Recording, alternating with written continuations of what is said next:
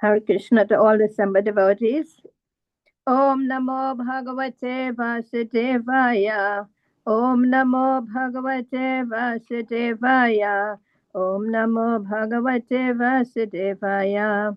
Narayana Namaskrityam Naram Chaiva Narottamam Devim Saraswatim Vyasam Tato Jayamudiraye Nasta Prayeshu Abhadreshu Nityam Bhagavata Sevaya Bhavati Uttama Sloke Bhakti Bhavati Naistake. Today we'll be reading from Canto 10, Chapter 1, The Advent of Lord Krishna, the introduction, and we are starting with text 36. Wanting to pacify Kamsa, who was so cruel and envious that he was shamelessly ready to kill his sister, the great soul Vasudeva, who was to be the father of Krishna, spoke to him in the following words. Text 37. Vasudeva said, "My dear brother-in-law, Kamsa, you are the pride of your family, the Bhoja dynasty, and great heroes praise your qualities. How could such a qualified person as you kill a woman, your own sister, especially on the occasion of her marriage?" Text 38. O great hero, one who takes birth is sure to die, for death is born with the body.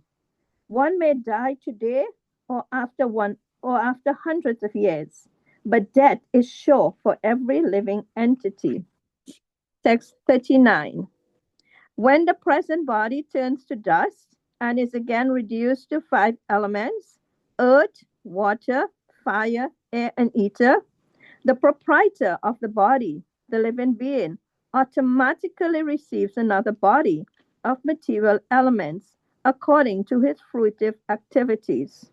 When the next body is obtained, he gives up the present body. Text 40. Just as a person traveling on the road rests one foot on the ground and then lifts the other, or as a worm on a vegetable transfers itself to one leaf and then gives up the previous one, the conditioned soul takes shelter of another body and then gives up the one he had before. Text 41. Having experienced a situation by seeing or hearing about it, one contemplates and speculates about that situation, and thus one surrenders to it, not considering his present body.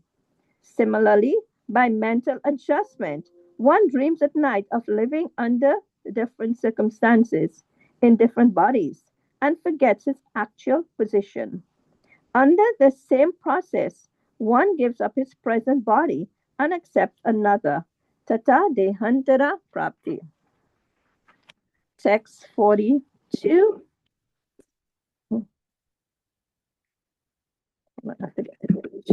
Text 43.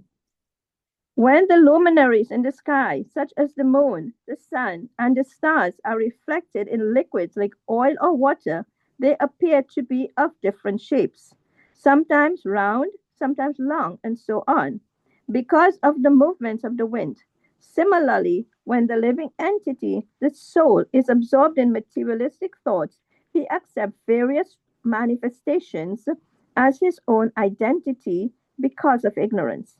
In other words, one is bewildered by mental concoctions because of agitation from the material modes of nature. Text 44. Therefore, since envious, impious activities cause a body in which one suffers in the next life, why should one act impiously?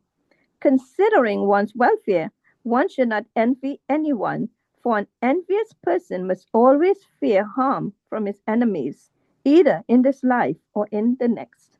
Text 45. As your younger sister, this poor girl Devaki is like your own daughter and deserves to be affectionately maintained. You are merciful, and therefore you should not kill her. Indeed, she deserves your affection. Hare Krishna. Hare Krishna. Thank you so much, Devashakti Mataji, for reading the verses.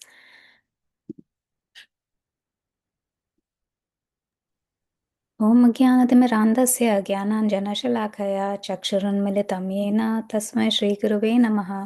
श्रीचैतन्यमनोभीष्टं स्थापितं येन भूतले स्वयं रूप कदा मह्यं ददाति स्वपदान्तिकम्।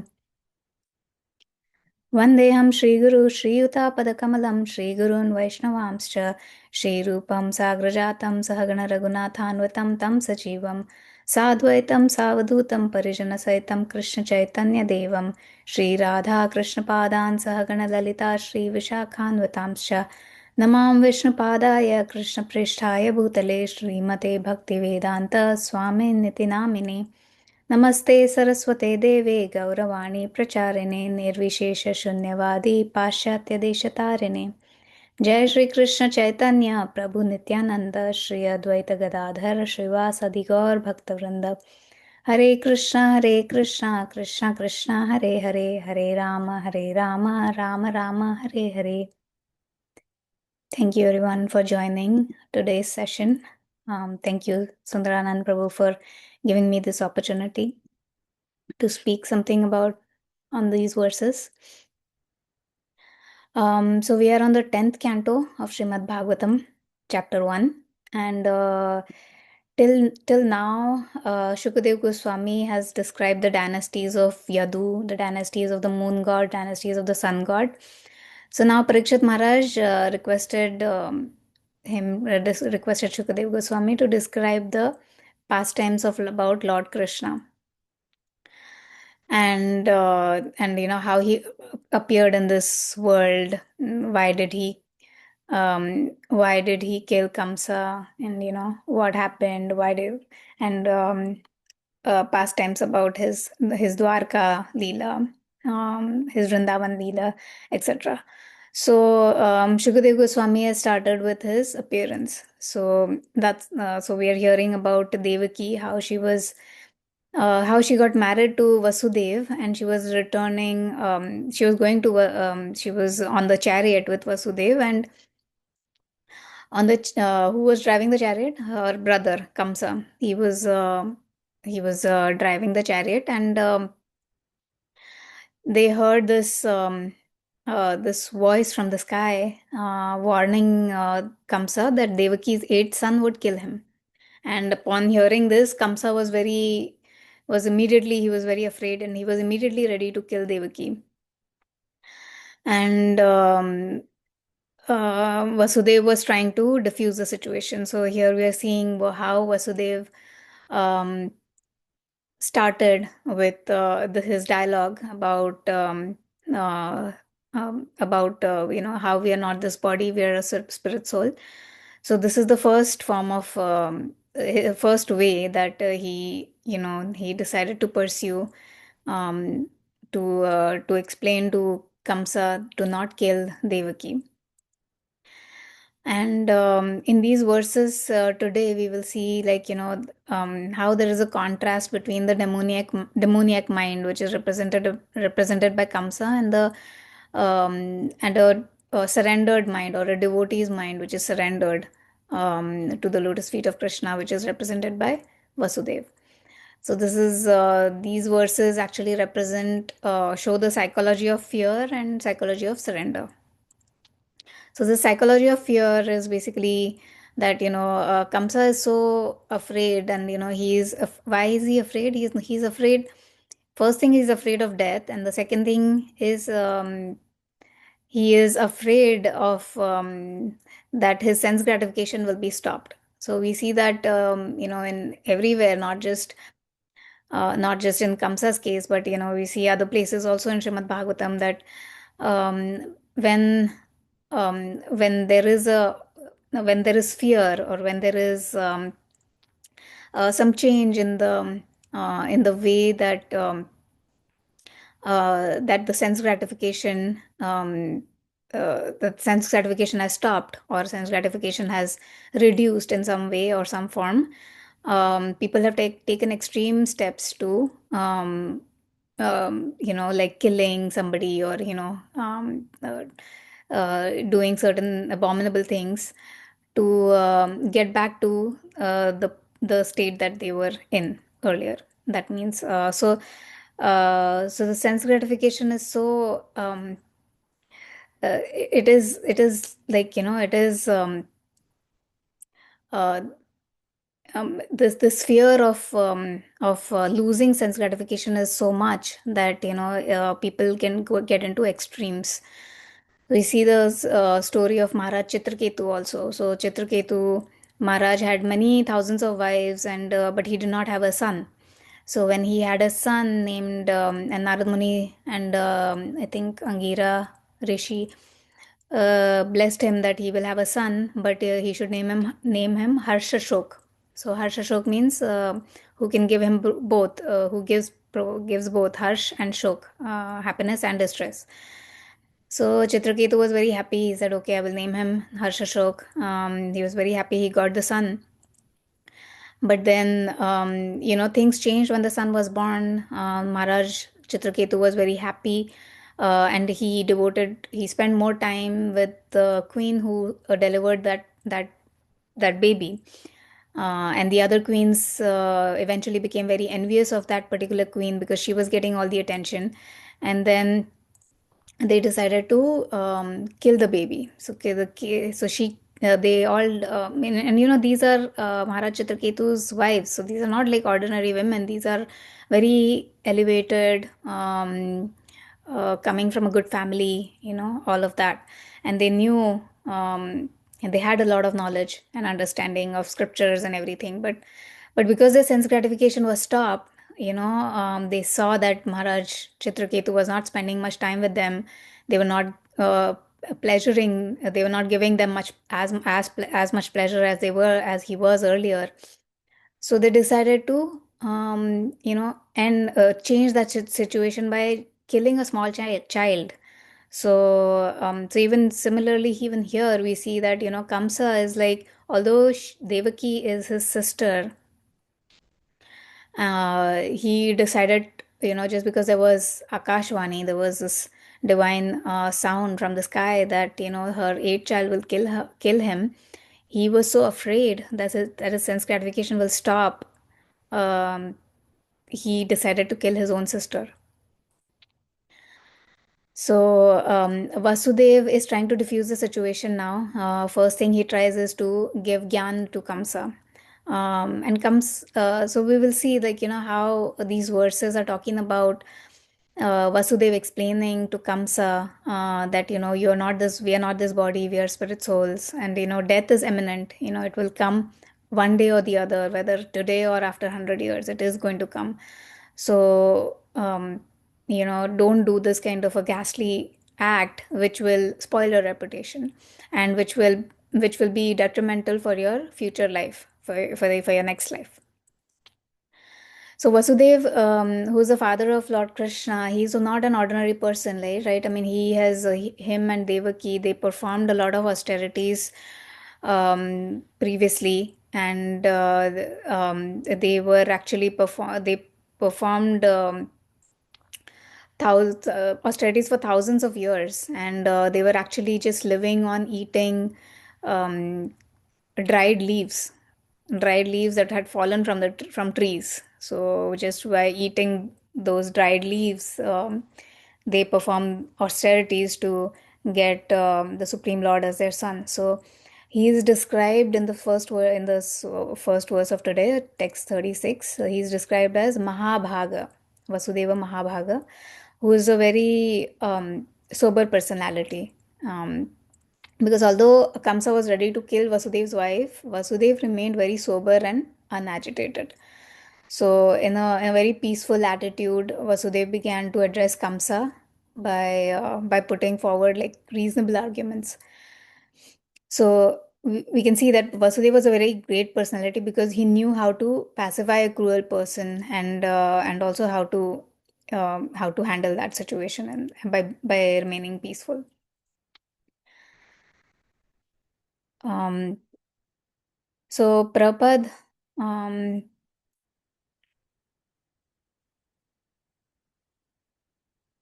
so there was a reporter who asked Prabhupada once, like, are you afraid of death? And Prabhupada smiled and he replied, saying that, I know Krishna, why should I fear death? So devotees who know Krishna, when they are not fearful of death. But when a person is envious of Krishna, their intelligence becomes polluted, and then they start fearing. They start doing things which are not conducive for themselves and for people. So fear comes from forgetting that Krishna is the controller, and or Krishna is the Ishvara. So that's why we have fear, and peace comes from accepting his protection. And enviousness pollutes everything. Enviousness pollutes our intelligence. So that is what we see here. Then in text 37, Vasudev continues. He talks about him, what will happen to his reputation, right? So Kamsa, you are the pride of the family, of the Bhoja dynasty. You have such heroes in your dynasty, and you yourself are a great hero. And how can a qualified person like you kill a woman, and that to your own sister? So women, children, old people, they all should be protected. Animals, they all should be protected. But if you kill, then what will happen to your reputation? So he's trying to give that argument. And then he says, how death is imminent. Like death, whenever whoever has taken birth is sure to die, because death is born with the body, and one may die today, one may die after 100 years, but death is sure for every living entity. So Vasudev is trying to impress upon Kamsa that although Kamsa is fearful of dying, and even wanted to kill his own sister, he cannot avoid death, because death is very sure. And why should he do something that is detrimental to his family? So Krishna also says in Bhagavad Gita, Jatasya hi dhruvar mrityu dhruvam janma mritasya cha tasmad aparihararthe na tvam sochitum arhasi. For one who has taken birth, death is certain. For one who is dead, birth is certain. Therefore, in the unavoidable discharge of your duty, you should not lament. So Krishna says that one should not fear death. Rather, one should prepare oneself for the next birth. So one should utilize whatever time that we have in this human form of life to end this process of birth and death, so that we can save ourselves from this janma mrityu jara vyadhi cycle.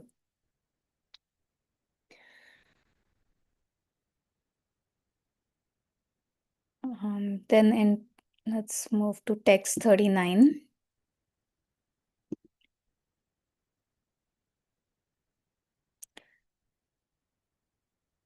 So text 39 is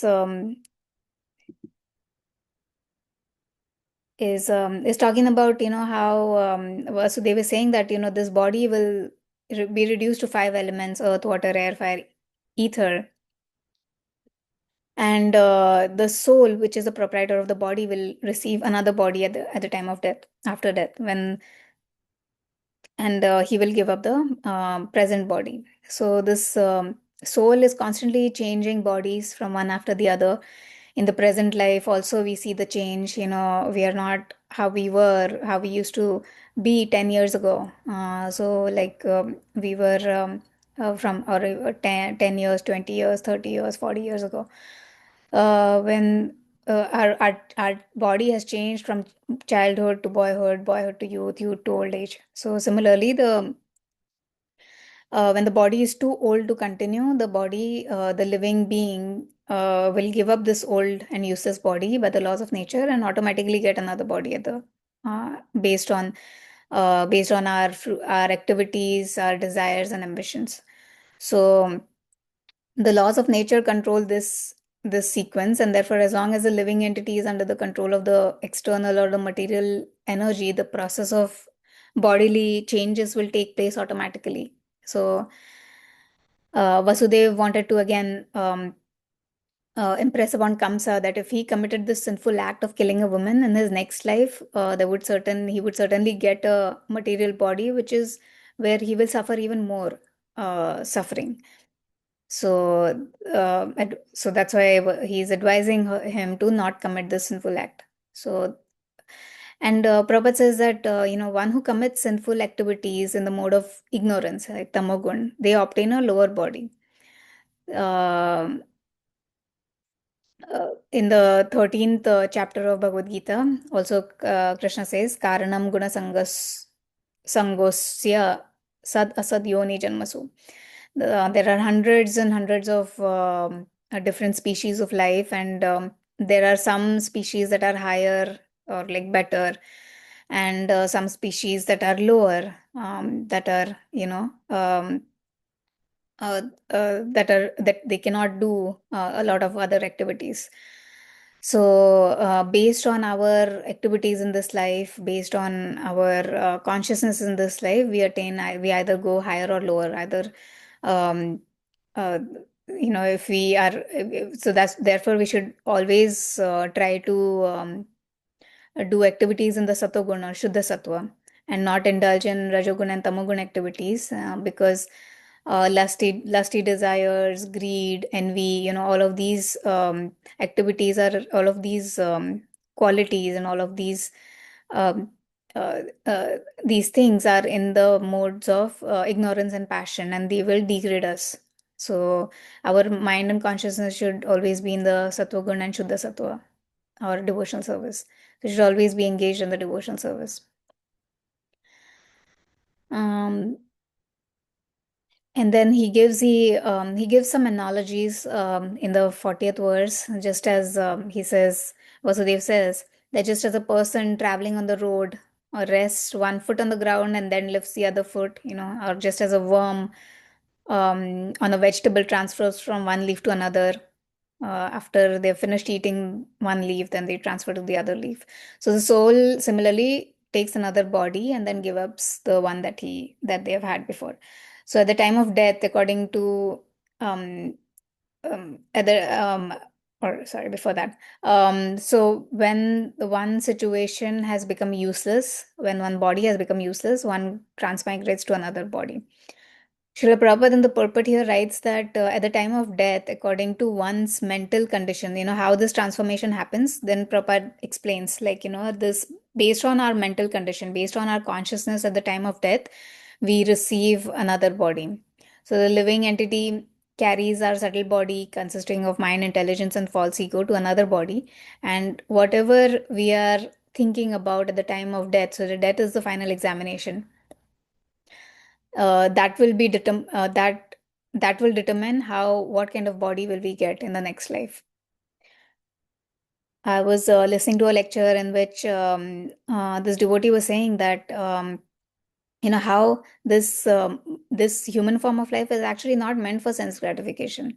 We are better situated than animals. Animals are not able to think about future. They are not able to they cannot um, do so many other things like humans can do. Like they cannot plan, they cannot execute, they don't have the intelligence, to question, they can't question things, whereas human beings, we have everything. But we try to engage in sense gratification. In fact, for sense gratification, animalistic body is very, very conducive. If somebody wants to is attached to having sex, then a pigeon's body is very, very conducive for that, because a pigeon can have sex every 10 minutes.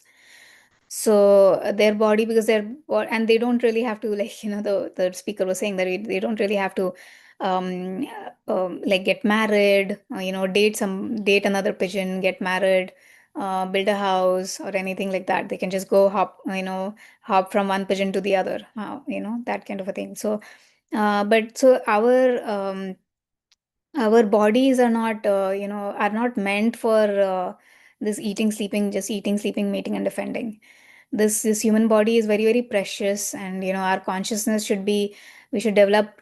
I mean, again, this is I'm talking, this is for myself, but um, our time should be spent in such a way that we do not degrade our consciousness into lower modes, but we are always trying to elevate our consciousness and trying to be non-envious as possible of the Supreme Lord and of the devotees and other living entities, and so that at the time of death, our consciousness is such that we can better situate ourselves in the next life.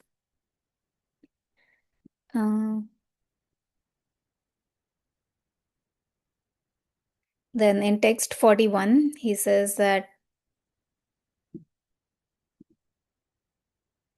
having experienced or seeing a situation or hearing about it, one contemplates and speculates about that situation, then one surrenders about it and not considering his present body. Similarly, by mental adjustments, one dreams at night of different situations and forgets about his real position. So, under this same process, one gives up his present body and accepts another. So it's the same thing, transmigration. So basically, we forget about when we are thinking about certain things, our mind is completely engrossed. We forget about sometimes it happens that we are so engrossed in thinking about something else that we forget about our current situation and where we are and, what we are doing. And we think about, we are just completely engrossed. So similarly, when the soul is transmigrating, it forgets about this present body and it uh, goes from one body to another. So in the purport, Srila Prabhupada explains on how this acceptance of another body is linked to our consciousness at death. He touched upon it in the previous verse, but here he goes a little deeper. And he says that transcendental activities should be performed wherein the mind is fully absorbed in affairs pertaining to Krishna. The presence of the soul is perceived by consciousness, and one must purify his consciousness from material to spiritual. That which is spiritual is eternal, that which is material is temporary. Without Krishna consciousness, one's consciousness is always absorbed in temporary things. Krishna says in Bhagavad Gita, Man mana bhava mad bhakto. So one should always be absorbed in thoughts of Krishna. One should become his devotee. One should always be engaged in the service and worship him, and offer obeisances to him. So this our mind is always flickering, right? Our mind is always thinking of sankalp and vikalp, accepting something and rejecting something. But the mind plays a very important role in transferring the soul from from one body to the next. Yam yam vapi smaran bhavam tejanti ante kalevaram. So whatever our state of mind is at the time of death, we will attain that state without fail. So that's why this whole Krishna consciousness movement is basically training the mind in the system of Bhakti Yoga. Um, we have a lot of examples like Maharaj Ambarish also, he kept himself in Krishna consciousness. He always thought about Krishna, Savai Mana Krishna Padaravindayo.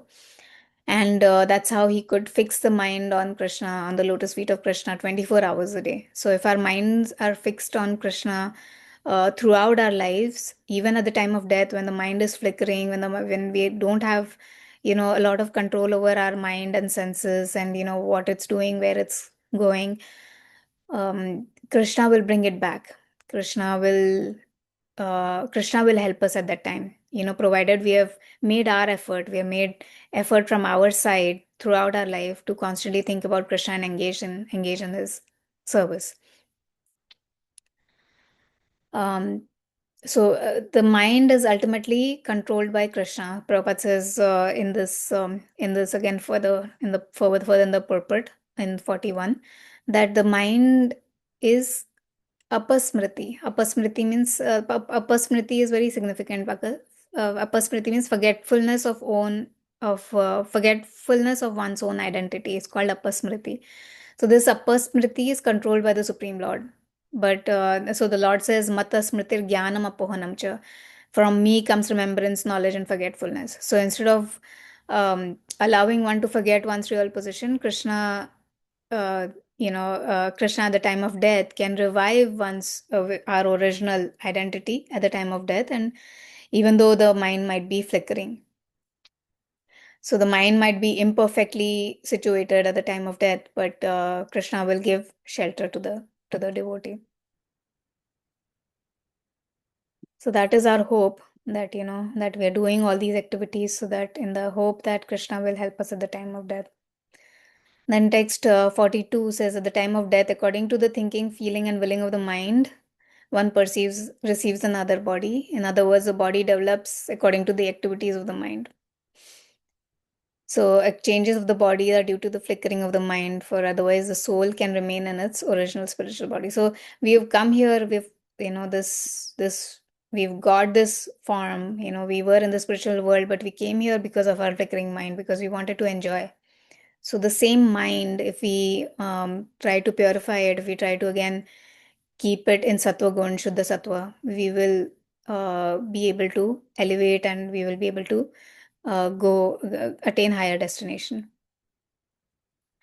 This is also explained in Arjuna also explains this in Bhagavad Gita. He says, "Chanchala hi mana Krishna." Our mind is so chanchala, is so flickering that it changes. It's very strong, and it's very difficult for me to control the mind. In fact, controlling the wind is possible, but controlling the mind is not at all possible. That's what Arjuna also says. He knows that it is. I mean, he accepts that it is very difficult. But by regulative practice, one can control the mind, and this is the purpose of the yoga system. So by yoga, there is this Ashtanga yoga, all these different types of yoga. It is possible to control the mind, but there is a very high chance of failure in this yoga system, especially in this age of Kali, because the yoga system uses artificial methods to control the mind. But if the mind is engaged in bhakti yoga, by the grace of the Lord, by the grace of Lord Krishna, one can very easily control it. So Chaitanya Mahaprabhu also has recommended Hare Rama, Hare Rama, Hare Rama eva kevalam. One should chant the holy name of the Lord constantly, and by chanting, one can fix the mind on the lotus feet of Krishna. Again, Savaya Mana Krishna Padaravindayo. So at the and in this way, and this is the perfection of yoga, to be engaged, to fix our mind in the on the lotus feet of Krishna.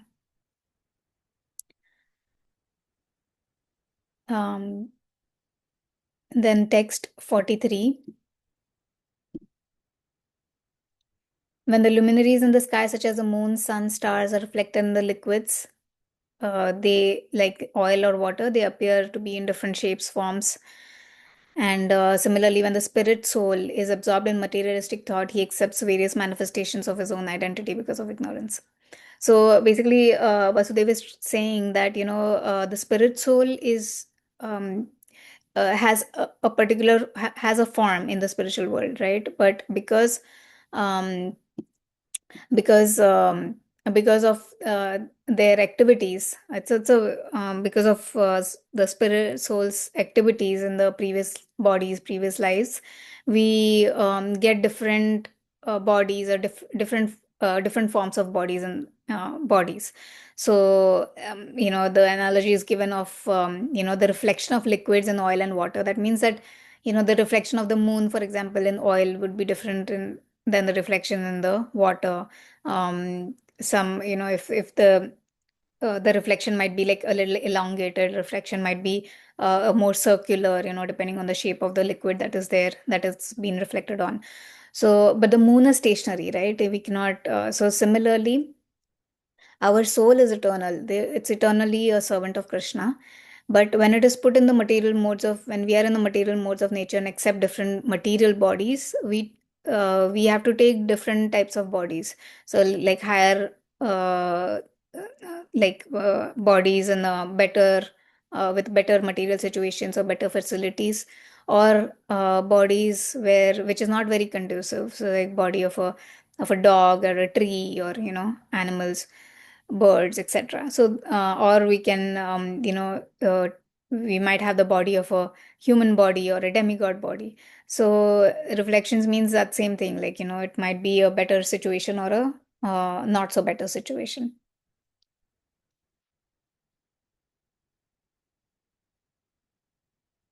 Then in text 44, therefore, since envious impious activities cause a body in which one suffers in the next life, why should one act impiously? Considering one's welfare, one should not envy anybody.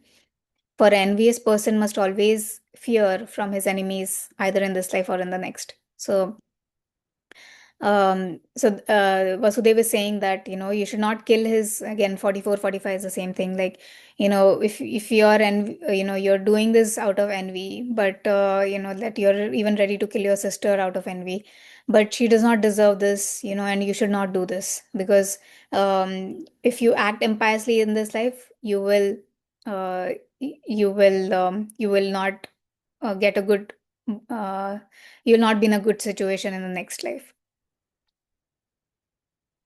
Prabhupada, we see that, when Prabhupada had two heart attacks crossing the ocean, he prayed that, if you want me to die, that is your mercy.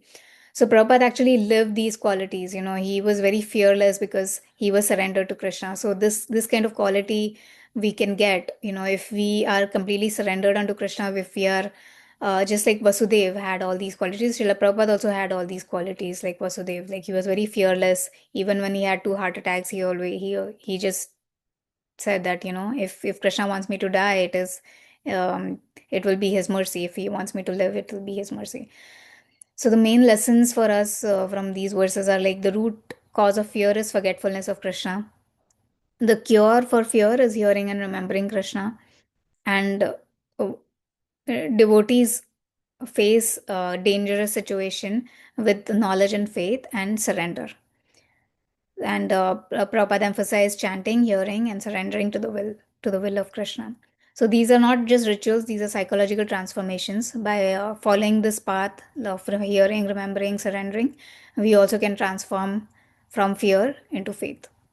Thank you, everybody.